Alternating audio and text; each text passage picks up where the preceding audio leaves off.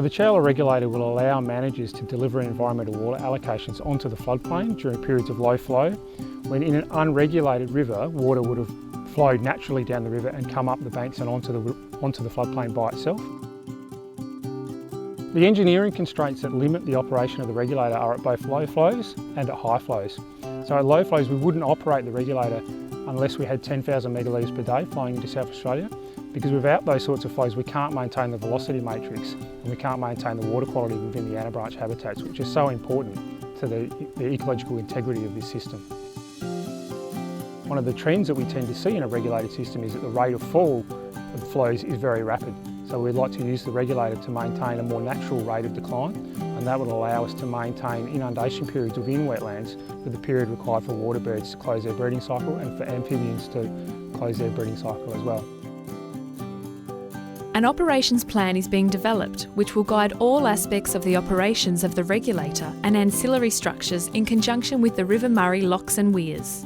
The environmental regulator will be operated in a range of ways. These include low-level operations, where the regulator can be used just to raise the water levels within the creeks during lower flows to benefit the vegetation along the creeks.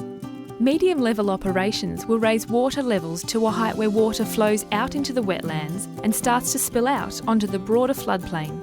High-level operations, where the regulator is operated to its full extent to generate broad-scale inundation of the floodplain.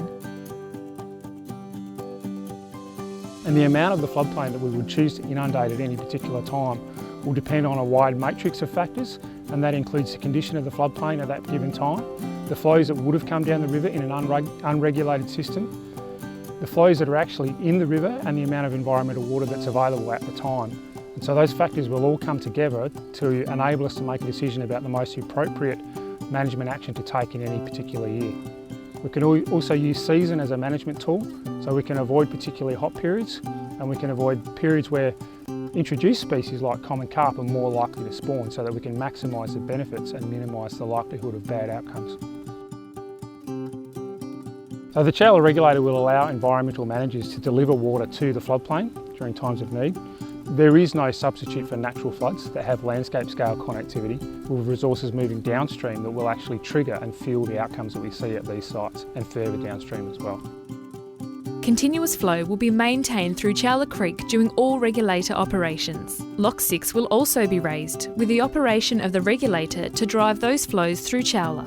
Water required for the operation of the regulator will be fully met from either unregulated natural high flow events or from additional environmental flows from the water recovered through the Living Murray or the Commonwealth Environmental Water Holder.